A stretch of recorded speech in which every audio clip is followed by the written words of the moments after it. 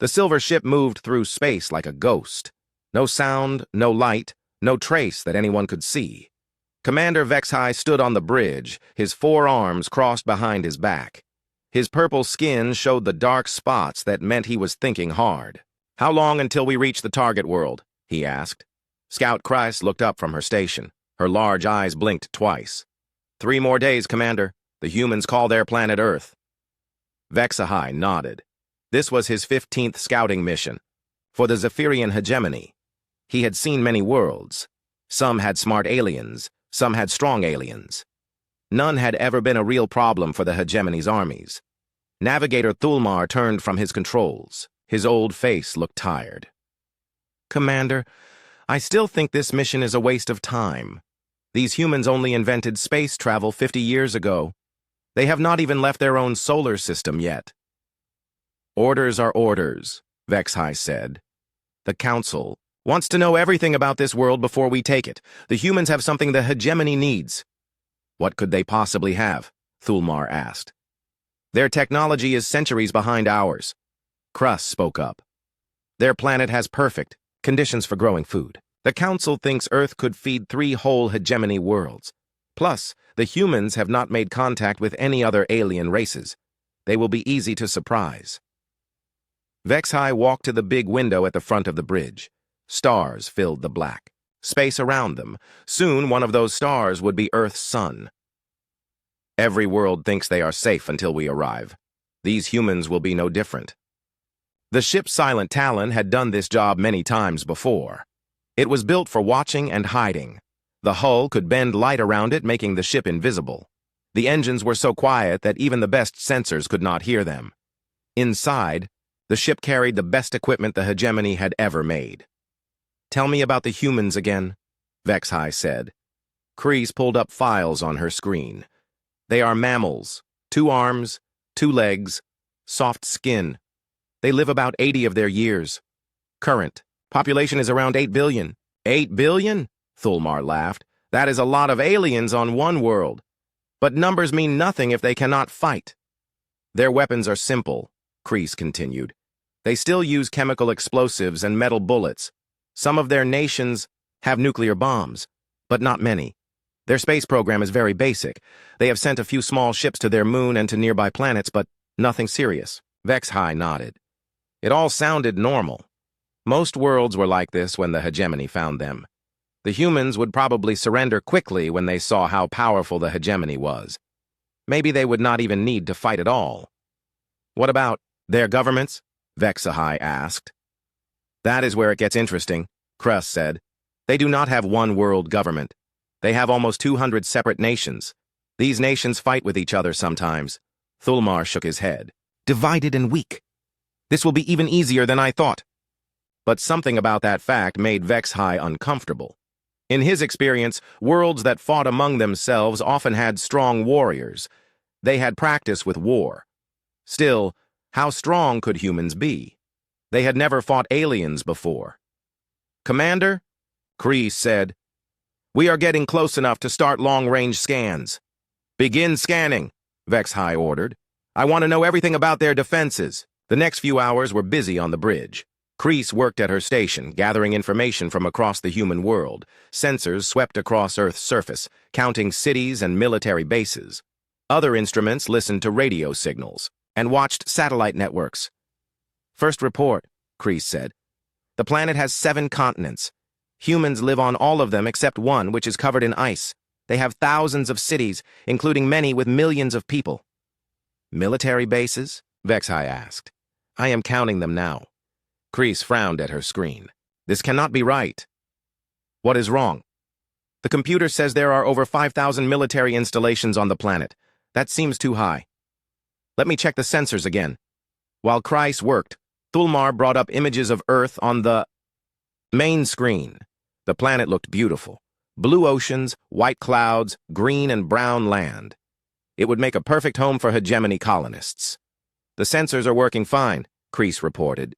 "There really are thousands of military bases down there, plus naval bases for their waterships, air bases for their flying machines, and training centers." HFY felt that uncomfortable feeling again. How many humans are in their military? Scanning now. Kras typed commands into her station. Commander, you should look at this. Vexhai walked over to her station. Numbers filled the screen. He read them twice to make sure he understood. These numbers show almost 70 million humans in active military service, he said slowly. That is what I got too, Kreese said. But it seems impossible. No world keeps that many soldiers. It would cost too much money. Thulmar joined them at the station. Check the sensors again. There must be an error. But when Kreese ran the scans a third time, the numbers were the same. The humans had massive armies, bigger armies than some entire hegemony worlds had ever seen. Maybe they counted wrong, Thulmar said. Maybe they included police or other non-military people. No, Kreese said. These are only people who carry weapons and fight for their governments. Police forces are separate, and there are millions of those too. Vexhai stared at the numbers. In 15 scouting missions, he had never seen anything like this. The largest army he had ever found was 2 million soldiers, and that was on a world with 12 billion people. Commander, Kreese said quietly, there is something else. The humans are not just keeping these armies for show, they are using them. What do you mean? Right now, today, there are armed conflicts happening in at least 12 places on their world. Some of these wars have been going on for years. The humans are fighting each other while maintaining these huge armies. The bridge became very quiet. Outside the window, Earth's sun was getting brighter. Soon they would arrive at the human world and begin detailed scouting. But already, Vexhai was starting to wonder if this mission would be as easy as the Council thought. Set us into orbit around their moon, he ordered. We will watch from there and gather more information. I want to understand exactly what we are dealing with before we report back to the hegemony. Yes, Commander, Kreese said. As the silent Talon moved closer to Earth. Vexhai looked at the beautiful blue planet and wondered what other surprises the humans might have waiting. 70 million soldiers was just the beginning. He had a feeling that the more they learned about Earth, the more complicated this mission would become. The ship slipped into the shadow of Earth's moon, invisible and silent. Below them, 8 billion humans went about their daily lives, not knowing that alien eyes were watching them from above. 3 days later, Vexhai wished they had never found Earth. The silent Talon hung in space behind the moon, completely hidden from human eyes. For 3 days, the crew had been scanning the planet below. Each new piece of information made Vexhai more worried. Report, he said to Kreese. The scout looked tired. Her large eyes were red from staring at screens for so long. Commander, I have finished counting all the military installations. The final number is 7,412. That cannot be right. I checked 5 times. The humans have built military bases everywhere, on every continent. Some of their countries are so small they only have a few million people, but they still have dozens of military bases. Thulmar shook his head. No civilization needs that many bases. They would go broke paying for them all. That is what I thought too, Kreese said. So I looked at their economics. Commander, these humans spend more money on weapons and armies than some worlds spend on everything combined. Vexhai felt a cold feeling in his stomach. Show me the numbers. Kreese put a chart on the main screen. The humans spend almost 2 trillion of their money units on military expenses every year. Just their largest nation spends more than the entire hegemony defense budget. 2 trillion? Thulmar whispered. What are they preparing to fight? Each other, Kreese said. As near as I can tell, every human nation expects to go to war with other human nations. They have been doing this for thousands of years. Vexhai studied the chart. The numbers were incredible. The humans were spending enormous amounts of money on weapons, ships, aircraft, and soldiers. More than any sane civilization should need. Tell me about their weapons, he said. That is where it gets really strange, Kreese replied. We thought they had simple technology, chemical explosives and metal bullets. But, Commander, they have almost 13,000 nuclear weapons. The bridge went silent. Even veteran soldiers, like Thulmar, looked shocked. 13,000, Vexhai said slowly. Are you certain? Very certain. And these are not small bombs. Some of their nuclear weapons are powerful enough to destroy entire cities. They have enough nuclear bombs to turn their whole planet into a wasteland. But why? Thulmar asked. Why would they build so many weapons that could destroy their own world? Kreese brought up another screen. I found documents about something they call mutually assured destruction. The idea is that if one human nation attacks another with nuclear weapons, the attacked nation will fire back with nuclear weapons. Both nations would be completely destroyed. That is insane, Thulmar said. What kind of species threatens to kill itself? Vexhai was beginning to understand something terrible. A species that is not afraid to die fighting. Kreese, tell me more about their wars. Right now, there are active military conflicts in 14 different places on their world. But Commander, that is normal for them. I looked back through their history. The humans have been fighting wars constantly for their entire recorded history. What do you mean, constantly? I mean, they have never had a time of complete peace. Ever. In the last 100 years alone, they fought 2 wars that killed more than 50 million people each. And those were just the biggest wars. They have smaller wars all the time. Vexhai walked to the window and stared down at Earth. The planet looked so peaceful from space, blue and white and beautiful. But now he knew the truth. Down there, humans were fighting and dying while building bigger and deadlier weapons. Kreese, I need to know more about their military organization. How do they coordinate all these forces?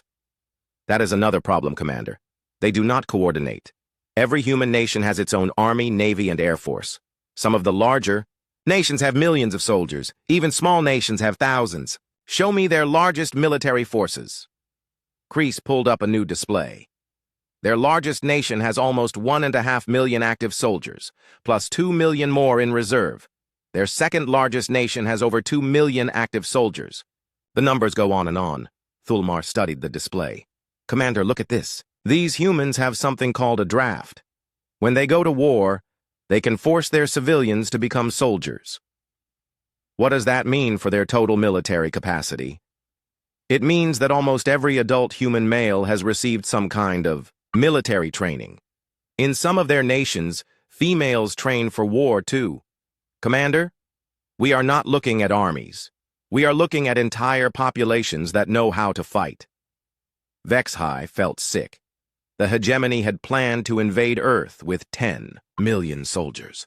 That had seemed like more than enough to conquer any primitive world. But if the humans could turn their whole population into fighters, 10 million might not be nearly enough. Tell me about their space defenses, he said. They do not have much in space yet, Kreese reported. A few hundred satellites, a small space station. But Commander, I found something interesting. Many of their satellites are watching space. They are looking for exactly what we are doing right now. You mean they expect alien invasion? Yes. I found thousands of their books and movies about aliens attacking Earth. They have been thinking about this possibility for decades. Some of their military leaders have written plans for fighting aliens with superior technology. Thulmar laughed, but it did not sound happy. They write plans for fighting enemies they have never seen? It gets worse, Kreese said. I found government documents about defending against alien invasion. Multiple human nations have official policies for this situation. They have thought about it seriously. Vexhai turned away from the window. What kind of policies? Total resistance. If aliens invade, every human is supposed to fight, not just soldiers, everyone. They have plans to destroy their own cities. Rather than let aliens capture them, they have hidden weapons caches all over their planet. This is madness, Thulmar said. They would destroy their own world rather than surrender? Based on their history, yes, Kreese said. Commander, I analyzed their past wars. When human nations are invaded, they fight until they win or until they are completely destroyed. They do not surrender easily. Vexhai sat down in his command chair. His head was starting to hurt. Every piece of information made the situation worse. The humans were not the primitive, peaceful species the hegemony expected. They were a warrior race that had spent thousands of years learning how to kill efficiently. Kreese, send a message to the Hegemony Council. Tell them we need more time to complete our survey. What should I tell them we found? Vexhai looked at the screens full of data. Numbers that showed a planet covered with weapons, armies, and people who expected war to come from space. Tell them the situation is more complex than we anticipated. Tell them Earth's defenses are significant. As Kreese sent the message, Vexhai stared at the beautiful blue planet below. Somewhere down there, billions of humans were going about their daily lives. But now he knew the truth. They were not just civilians, they were a species that had turned warfare into an art form, and they were expecting company. Navigator Thulmar made the discovery that changed everything. He had been studying human population records for hours, trying to understand how 8 billion people could support such massive armies. The numbers did not make sense to him. No, world could afford to keep 70 million soldiers without destroying their economy. "Commander," he called out, "you need to see this." Vexhai left his station and joined Thulmar at the navigation console. "What did you find?" "I was looking at their population data wrong," Thulmar said. His old hands shook as he pointed at the screen. "I was only counting the humans alive today." "But, Commander, that is just the current population." "What do you mean?" "Look at this." Thulmar brought up a historical chart. 8 billion humans live on Earth right now. But in the last 100 years, over 15 billion humans have lived on that planet. Vexhai stared at the numbers. Where did the other 7 billion go? "They died," Thulmar said quietly. "Some from old age, some from disease. But, Commander, hundreds of millions died in wars, and all of them, every single one, lived in a world where war was normal." Cress looked up from her station. "What are you trying to tell us, Thulmar?" "I am trying to tell you that we are not looking at a world with 70 million soldiers. We are looking at a world where billions of people have been soldiers. Every human alive today grew up watching war on their news broadcasts. Every human knows that war can come at any time." Vexhai felt that cold feeling in his stomach again. "Show me more details." Thulmar pulled up files about human military history. In their last big war, over 100 million humans served in armies. 100 million. That is more soldiers than the hegemony has ever put together for any campaign. "But that war ended decades ago," Kreese said. "Yes, but those soldiers did not disappear. They went home and had children. They taught their children about war. They told stories about combat and survival. Commander, an entire generation of humans was raised by people who fought in the biggest war their species had ever seen." Vexhai studied the data. It was worse than he thought. The humans did not just have big armies now. They had a culture built around war and survival. "Tell me about their current military training," he said. Kreese brought up new files. "Many human nations require military service. Young people must join the army for 1 or 2 years. Even the nations that do not require service have millions of people who volunteer. How many humans have received military training?" "Commander, I estimate that over 300 million humans currently alive have served in their military at some point, plus millions more who trained with civilian organizations. 300 million. Vexhai tried to imagine what that meant. The entire population of some hegemony worlds was smaller than the number of humans who knew how to fight. "What about their weapons production?" he asked. Thulmar answered. "That is the worst part, Commander. These humans do not just buy weapons from other worlds. They make everything themselves. They have thousands of factories that produce nothing but weapons and military equipment." "Show me." The main screen filled with images of Earth's surface. Red dots marked weapon factories, ammunition plants, and military production centers. There were so many red dots that some areas of the planet looked completely red. They make their own guns, their own explosives, their own vehicles, their own aircraft, Thulmar continued. Some of their nations can produce millions of weapons every year. During their big wars, they made weapons faster than they could use them. Kreese added more information. "I found records of their weapon stockpiles. Commander, they do not just have enough weapons for their current armies. They have enough weapons stored to arm hundreds of millions of people." "Hundreds of millions?" "Yes, hidden all over their world. In government warehouses, in private collections, in secret caches. If every human who knows how to fight picked up a weapon, they could arm them all." Vexhai walked back to the window. Earth looked the same as always, beautiful and peaceful, but now he knew it was an illusion. The planet below was a giant weapons factory inhabited by billions of people who expected war. "Kreese, I want to know about their military strategy. How do they plan to fight wars?" "That is disturbing, Commander." I found military documents from many human nations. They have plans for every type of war they can imagine, such as nuclear war, chemical weapon attacks, biological warfare, invasion by sea, by air, by land, urban combat, guerrilla warfare in forests and mountains, and Commander, they have plans for fighting enemies with better technology. What kind of plans? Kreese hesitated. They call it asymmetric warfare. The idea is that a smaller, weaker force can defeat a larger, stronger force by using different tactics. They studied how to fight enemies who have superior weapons. Thulmar brought up more files. Look at this, Commander. In their recent wars, human soldiers with simple weapons defeated armies with advanced technology. They learned how to fight in cities, how to hide among civilians, how to make bombs from ordinary materials.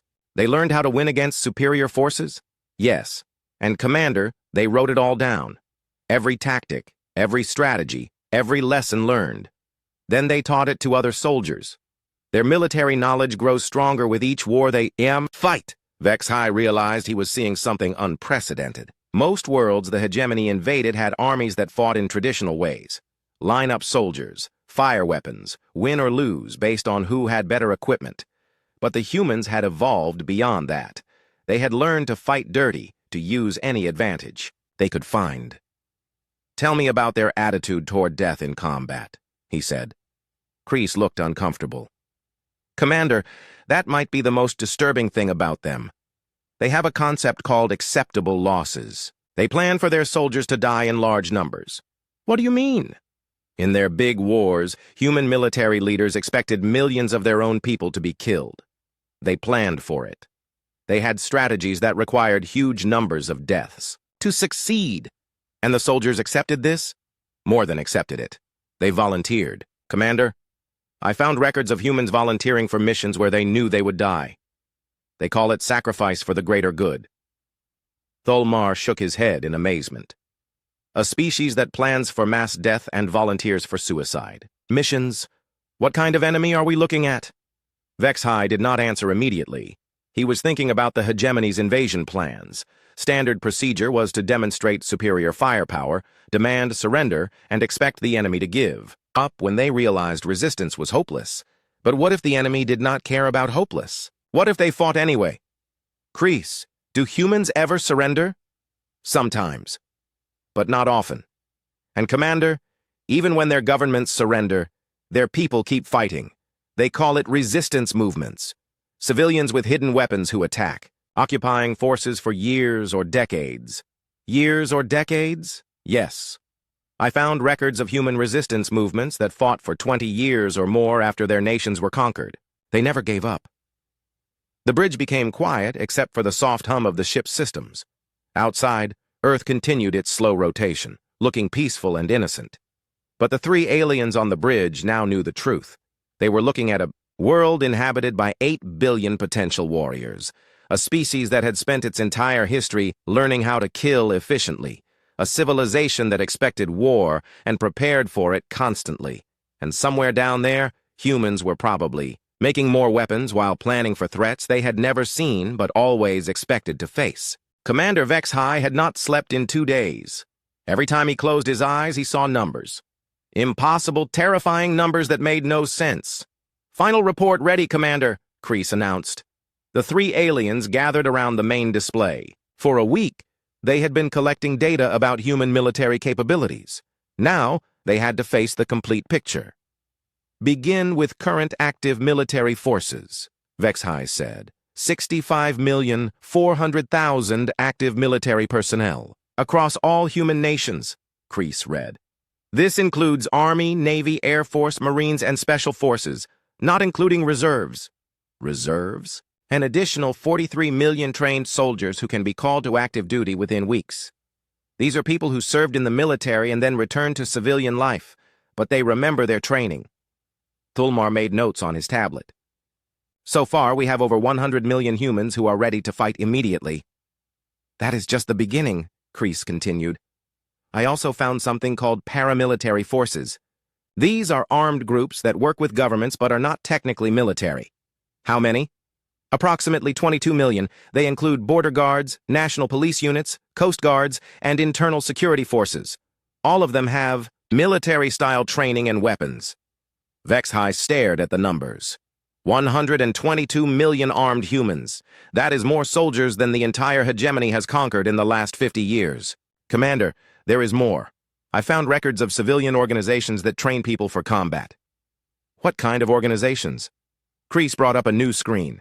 Veterans organizations, hunting clubs, shooting sports groups, survival training, schools, martial arts schools, and something called militias. Millions of humans participate in these groups. Are they dangerous? Very dangerous. Many of these civilians own military-grade weapons. Some have training equal to professional soldiers. In one human nation alone, civilians own over 400 million firearms. 400 million? Thulmar whispered. Yes, and that is just one nation. Across their entire world, human civilians own more weapons than most military forces. If civilians joined the fighting, we would face an enemy numbering in the hundreds of millions. Vexhai felt dizzy. The hegemony's largest invasion force had been 12 million soldiers. That had been enough to conquer a world of 6 billion people. But Earth had more trained fighters than the hegemony had soldiers. Tell me about their police forces, he said. Another nightmare, Commander. Human police are not like hegemony peacekeepers. They are armed and trained for combat. Some police units have military equipment, including armored vehicles, aircraft, and heavy weapons. How many police? Over 18 million worldwide. But Commander, in some human nations, the police are organized like military units. They have ranks, uniforms, weapons, and training similar to soldiers. So we must add 18 million more to their fighting force? Yes. And Commander, I discovered something else. Human schools teach military subjects. Vexhai looked at her in confusion.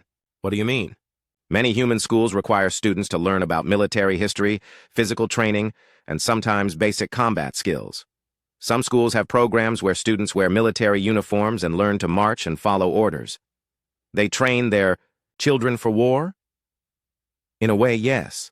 Plus, Commander, I found that many adult humans have hobbies related to warfare. They collect weapons, study military history, practice shooting, and play war games. Their entire culture is fascinated with military subjects. Thulmar brought up images on his screen. Look at this, Commander. Human entertainment is full of military themes. Movies about war, books about soldiers, games that simulate combat. They think about fighting constantly. How many humans have some form of combat-related training or interest? Kreese worked at her station for several minutes. Based on my analysis, over 800 million humans have received some form of military training, police training, or combat-related education. That includes everyone from former soldiers to people who learned to shoot as children. 800 million. The number was so large that Vexhai could not fully understand it. The entire hegemony military, including all 7 member species, numbered less than 50 million soldiers. What about their industrial capacity? He asked. Terrifying, Thulmar answered. Commander, these humans can produce weapons and military equipment faster than they can use them. During their last big war, they built over 300,000 aircraft in just a few years. 300,000 aircraft? Yes. Plus millions of vehicles, billions of weapons, and enough ammunition to fight for decades. And Commander, they still have most of those factories. If war came to Earth, they could start producing military equipment immediately. Kreese added more information. I found something called defense contractors. These are companies that exist only to make weapons and military equipment for human governments. They employ millions of people and have factories all over the world. Show me their locations. The main screen filled with a map of Earth. Red dots marked weapons factories and military production facilities. There were thousands of them, spread across every continent where humans lived. They have backup factories, Commander, Kreese explained. If some factories are destroyed, others can increase production to replace them. Some human nations have enough weapons manufacturing capacity to arm their entire population in a few months. Vexhai studied the map. It looked like Earth was covered in red dots. No matter where the hegemony attacked, they would be striking at a world that could produce weapons faster than they could destroy the factories. Tell me about their command and control systems, he said. Another problem, Thulmar reported. We expected to find 1 or 2 command centers that we could destroy to paralyze their military. Instead, They have hundreds of command centers spread all over the planet. Hundreds. Each human nation has its own military command structure, plus regional commands, local commands, and backup commands. Even if we destroyed half of their command centers, the other half could continue fighting. And Commander, Kreese added. Many human military units are trained to operate independently if they lose contact with higher commands. They do not need orders from above to continue fighting. Vexhai walked to the window and looked down at Earth. The planet still looked beautiful and peaceful. White clouds drifted over blue oceans and green continents, but now he knew the truth about what lay beneath those clouds. 8 billion humans, 800 million with combat training, hundreds of millions of weapons, thousands of factories, producing more weapons every day. Command structures that could survive massive attacks, a culture that expected war and prepared for it constantly. Kreese, what would happen if we invaded with the planned force of 10 million soldiers? Kreese was quiet for a long moment. Commander, based on all the data we have collected, 10 million soldiers would not be enough. Even if we won every battle, even if we destroyed all their major cities, the humans could continue fighting for years or decades. How many soldiers would we need? To guarantee victory? To completely occupy and control Earth? Kreese looked at her calculations. Based on standard occupation ratios and human resistance patterns, we would need at least 100 million soldiers, maybe more. 100 million soldiers. The hegemony did not have 100 million soldiers. All 7 member species combined could not produce an army that large. Commander, Thulmar said quietly, I think we need to contact the Council immediately. Vexhai nodded. It was time to report what they had found. The Council expected news about a primitive world that would be easy to conquer. Instead, they would hear about the most heavily armed planet in known space, a world where 8 billion potential warriors waited for enemies they had never seen, but always expected to face. The message from the Hegemony Council arrived 3 hours after Vexhai sent his preliminary report. The response was exactly what he had expected. Preliminary report, rejected. Data appears corrupted. Recheck all sensors. No primitive world can maintain forces of described size. Prepare for standard invasion timeline. Vexhai read the message twice, then deleted it. The Council did not believe what they had found. The truth was too incredible, too different from every other world the hegemony had ever encountered. Commander, Krus said, I have been analyzing human defense strategies. You need to see this. More bad news? Worse than bad. Commander, the humans have been preparing for alien invasion for decades. This is not theoretical planning. They have detailed practical strategies. Vexhai joined her at the sensor station. Show me. I found classified military documents from several human nations. They call it the Extraterrestrial Threat Assessment. They have studied the problem of fighting technologically superior aliens. What did they conclude? That direct military confrontation would be suicide, so they developed alternative strategies. Kreese brought up human military documents. They plan to use guerrilla warfare, urban combat, and what they call scorched earth tactics. Explain scorched earth. If aliens invade, the humans will destroy everything useful before retreating. Cities, factories, food supplies, transportation systems, power plants. They will turn their own world into a wasteland rather than let aliens use it. Thulmar looked up from his station. They would destroy their own planet? Not destroy. Deny. They would make Earth useless to invaders while they retreat to prepared positions and continue fighting. Vexhai studied the documents. The human plans were detailed and practical. They had thought about this problem seriously and developed real solutions. What kind of prepared positions? Underground bases, mountain fortresses, hidden supply caches scattered across their world. Commander, some human nations have been building secret military installations for 50 years, just in case aliens invade. How many of these installations? Unknown. That is the point. They are secret. But based on budget analysis, I estimate thousands of hidden bases worldwide. Vexhai felt the cold feeling in his stomach again. Tell me about their space-based defenses. Currently minimal, but that is changing rapidly. I have detected several secret military space programs. The humans are launching new satellites every month, and many of them are not for communication or weather monitoring. What are they for? Surveillance, weapon platforms, communication networks that would be hard to destroy. Commander, within 10 years, the humans will have significant military assets in space. Thulmar brought up orbital tracking data. Look at this, Commander. The humans have over 4,000 satellites in orbit right now. Some of them are watching deep space, looking for exactly what we are doing. Have they detected us? Not yet. But their detection capabilities are improving rapidly.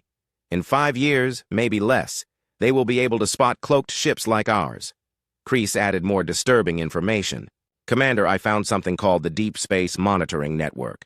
Multiple human nations are building telescopes and sensor arrays specifically to watch for alien visitors. They expect us to come. They expect us? Yes, and they are preparing. Some human military leaders have written papers about fighting space-based enemies. They have strategies for attacking alien ships, disrupting alien supply lines, and fighting on multiple worlds. Vexhai stared at the data. They have strategies for fighting wars in space, theoretical strategies, but detailed ones. They understand that space warfare would be different from ground warfare. They have plans for boarding actions, asteroid mining, orbital bombardment, and something called mutually assured destruction. In space. What does that mean? If aliens attack Earth, the humans will use their space-based weapons to destroy alien homeworlds. Even if Earth falls, the aliens would lose their own planets. The bridge became very quiet. Outside the window, Earth continued its slow rotation, looking innocent and peaceful. But now the three aliens knew they were looking at something unprecedented in hegemony history. Commander, Thulmar said slowly, I have been thinking about our invasion timeline. The Council expects us to provide support for 10 million soldiers landing on this world. What about it? Where would they land? Every human nation has coastal defenses, air defenses, and rapid response forces. The humans have been preparing for invasion from the sea, from the air, and from space. Kreese brought up tactical displays. I analyzed possible landing sites. Commander, there is nowhere on Earth where 10 million soldiers could land safely. The humans would detect our ships before we reached orbit. They would track our landing craft from space. They would have forces waiting wherever we tried to land. And if we did manage to land? Urban warfare in cities designed for defense. Millions of armed civilians. Supply lines constantly under attack. No safe areas for establishing bases. Kreese paused. Commander, I estimate that half our invasion force would be dead within the first month. And the other half? Trapped in a guerrilla war that could last for decades. Vexhai walked to his command chair and sat down heavily. Everything they had discovered pointed to the same conclusion. Earth was not a primitive world ready for conquest. It was a fortress planet, inhabited by a warrior species that had spent millennia preparing for this exact scenario. Thulmar, send a priority message to the Council. Request immediate conference with all 7 species leaders. What should I tell them? Tell them we have discovered something that changes everything. Tell them the Earth mission must be reconsidered, immediately. While Thulmar composed the message, Vexhai looked at the final summary of their intelligence gathering. The numbers were staggering. 8 billion humans, 800 million with combat training, hundreds of millions of weapons, thousands of military bases, secret installations scattered across the planet and hidden in space. Commander, Kreese said quietly, what will you recommend to the Council? Vexhai was quiet for a long moment. In 15 scouting missions, he had never failed to recommend invasion. Every world the hegemony had found was eventually conquered. But Earth was different. I will recommend that we find a different world to colonize. The Council will not like that recommendation. The Council will like the alternative even less. Vexhai stood up and walked to the main display. Look at these numbers, Kreese. Really look at them. If we invade Earth, we will not be conquering a primitive civilization.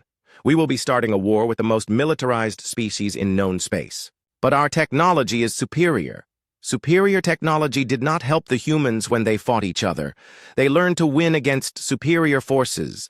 They developed tactics that work against better-equipped enemies. And Kreese, they have been preparing for us specifically. Thulmar finished sending the message. Priority transmission sent, Commander. The Council should receive it within 6 hours. Good. Now begin preparations for departure. We are leaving? Yes. Immediately. I want us out of this system before the humans improve their detection capabilities any further. As the Silent Talon prepared to leave Earth's solar system, Vex-High took one last look at the beautiful blue planet. Somewhere down there, 8 billion humans were going about their daily lives, working, learning, raising families, building for the future. But he knew the truth now. They were also preparing for war. Every day, they made more weapons, trained more soldiers, and planned for threats they had never seen but always expected to face. The hegemony had found Earth hoping to discover a new world to colonize. Instead, they had found the most dangerous species in the galaxy, a species that treated warfare as a way of life and had spent its entire history learning to fight impossible odds. As Earth shrank behind them, Vex-High began composing his final report. It would not be a conquest plan. It would be a warning. Stay away from Earth. Find easier targets. The humans are not prey. They are predators. And somewhere in the deep space monitoring stations scattered around Earth's solar system, human technicians noted the passage of an unidentified object moving away from their world at impossible speeds. They filed reports, updated threat assessments, and continued watching the stars, just as they always had, just as they always would.